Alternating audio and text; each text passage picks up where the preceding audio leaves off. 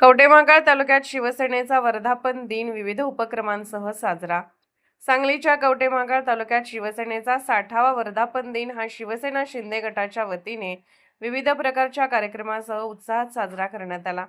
यावेळी शिवसैनिक मोठ्या संख्येने उपस्थित होते. वाहतूक सेनेच्या कार्यालय परिसरात घेण्यात आलेल्या कार्यक्रमात प्रथमतः उपस्थित मान्यवरांच्या हस्ते हिंदुहृदय सम्राट शिवसेना प्रमुख बाळासाहेब ठाकरे यांच्या प्रतिमेचे पूजन करण्यात आले.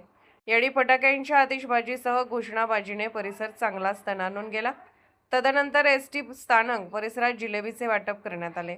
यावेळी ज्येष्ठ नेते दिनकर तात्या पाटील, तालुका प्रमुख वैभव कुलकर्णी, वाहतूक सेनेचे जिल्हा प्रमुख सागर शेजाळ, शहर प्रमुख प्रताप पाटील, संघटक अजित पाटील, अभिषेक मुळीक, सुहास जाधव, एकनाथ पवार, सुरेश देवकते, दिलीप शिंदे, संजय चव्हाण, सुनील खोत, प्रणव माळी, उमेश कोंडिगिरे, संतोष माने, विकी कुनोरे, अनिल आकडे, आनंदा पाटोळे, संदीप भोसले, अमोल देसाई, निषाद कुलकर्णीसह शिवसैनिक मोठ्या संख्येने उपस्थित होते.